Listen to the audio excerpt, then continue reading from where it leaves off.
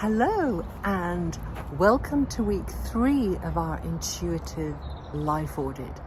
This week we're looking at money, but not through the lens of budgeting, rules and pressure. Just like the previous weeks, we're tuning into what our inner wisdom is telling us about our relationship with money. And we want to pay attention to that more than the ramblings of our conditioned mind. Let's face it, money isn't just about numbers. It carries with it energy, emotion, and a story that we've all inherited. It's good to be aware of that.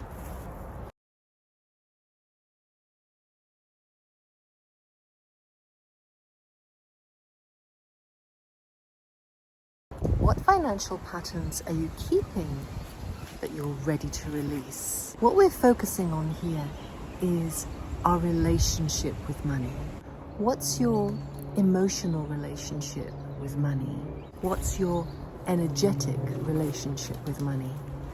And what's your practical relationship with money? Actually, it's worth taking a moment to be still and just tune into how you feel around the subject of money. What comes up when you think of the word money? Just take a moment to tune in this safe space of exploration. Do you feel a contraction in your being? Do you feel an openness? We want to tune into where we're acting from fear, from scarcity, from guilt, from a feeling that we should do something or shouldn't do something. Because what happens when we become aware of these things is that we can actually trust ourselves. We can trust the wisdom within us, our innate wisdom, the wisdom that we're born with, but usually don't listen to because we're too busy listening to the loud voice in the head. We can trust this wisdom to naturally and spontaneously realign us, realign our relationship with money, and to guide us in making changes here and there that are more in sync, in harmony with our true nature, where there's no fear, no lack, and no worries. Notice where you're acting from fear, but also notice where you're acting from clarity, from generosity, and from a grounded self-respect. How does it feel when you allow yourself to give generously? Tune into that too. We want to consider what the word enough means, because we've been sold a narrative about this our entire lives, and it's time we actually stopped and considered if it's true, rather than just carrying on living our lives according to that old belief. Consider, what does enough mean to you? What is enough? What does it look like in this season of your life? Because it does change as we get older, doesn't it? It can change quite a lot, actually. And imagine, what would a respectful, peaceful, and honest relationship with money look like for you?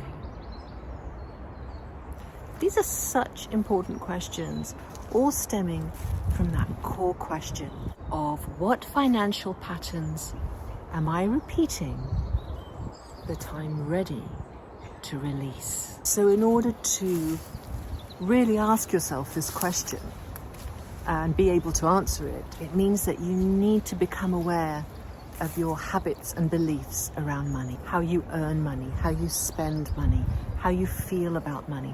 Just become aware of it all. And as you become aware of it, there's no need to fall into self-judgment and guilt and shame and, admonishing yourself for anything. Simply become aware without the judgment. You have the freedom to do that. Your past, your history, your story doesn't define how you live the rest of your life. You're not trapped. You might think you are and you might feel you are, but you don't have to take those thoughts and feelings so seriously, and you certainly don't have to let them rule the rest of your life. As you listen, soften your attention and let the answers come from a quieter place within you. Let the insights come without pressure or judgment. Notice what feels true and what wants to change. Where do I spend from stress?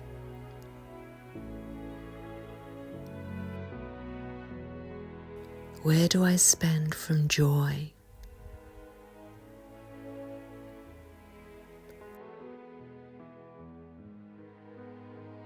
Where am I over-investing in things that don't matter?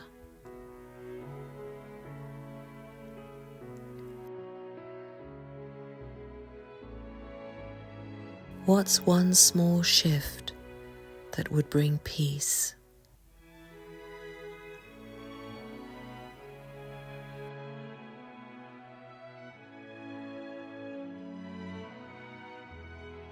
Consider with the energy of spaciousness rather than trying to fix things. Keep your heart soft and open enough to receive what your inner wisdom is showing you. So, I have a money story. I grew up in a middle-class family and I didn't feel that I was deprived of anything, so I was really blessed in that way, financially. My family took wonderful care of me and I was able to travel and do all kinds of things, really. The thing is, I never learned to be a good steward of money, and so later on in my adult life I would basically just spend everything I earned and I could never seem to save anything. Then later on, when I got married and had children, we decided as a couple that we would be a one-income family and I would home educate our children. Honestly, that's one of the best decisions we ever made, but it meant that we were always a low-income family. And unsurprisingly, we did end up spending money we didn't have and being in debt. Rather a lot of debt, actually. It wasn't until in my 50s that I actually started learning how to budget and how to manage my money. And it's something I'm still learning. There's no shame in that. We all learn things when we learn them. Better late than never, as I always say. Anyway, I'm happy to say that we're no longer in debt. We no longer use credit cards. But to be perfectly honest, it's still quite a challenge to make ends meet. So in doing this life audit with you, I've been taking another look at our monthly expenses and deciding to let go of some things that I don't feel I need anymore, and simplifying, reducing costs. When I look back, I've spent so much money over the years unconsciously, and it really is a beautiful thing to be able to become mindful about this process, because it's a big part of daily life, right? I bought so many things that in hindsight we didn't need, but at the time I felt that I needed or that I wanted. And now I'm learning, it's never too late, to really consider carefully, do we need this? Do I have something else I can use? Can I mend it myself and save money? Can I make it myself and save money? What would this money be better spent on? And how can we keep reducing our living costs? Because, in the past, I'd be so focused on trying to make more money and earn more money. But, if you can spend less money and simplify your lifestyle, that's just as good as earning more money. I find it actually very satisfying. It's almost like a game or a challenge, that life's given me. And I'm up for that challenge. The whole point of doing this life audit and exploring these different areas of our life every week is that we don't just carry on autopilot, and we don't fall into that trap of making these New Year's resolutions or honorable intentions and setting ourselves up for failure because we're pushing our way, forcing our way into what we feel is a better version of who we are. It's much wiser to actually tune in to the truth of who we are and to listen to that still small voice of inner wisdom and to trust life, to rebalance us, to trust our intuition, to lead us step by step along a path of light, along a path of newness, along a path of love. Let's face it, this intuitive way of living always brings us back home to love. Always. Simplicity is the secret to seeing clearly.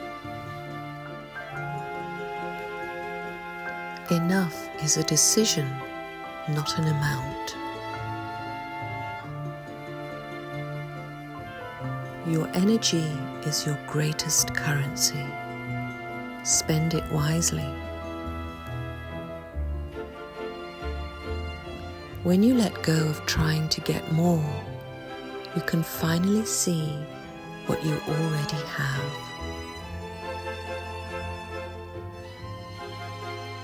You're not poor when you have little. You're poor when you want more.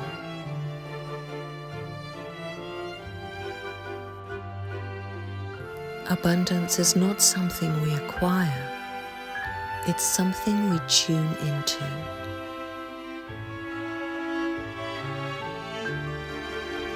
Let go of the part of you that believes safety comes from control.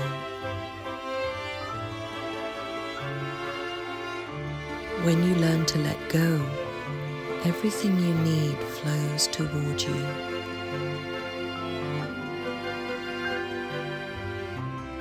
Wealth is the ability to fully experience life. So let me know what's going on with your money story, and if any of these questions have stirred something up in you. Thank you for joining me this week, and I invite you to join me again next week when we'll be continuing our intuitive life audit and looking at the very important subject of relationships.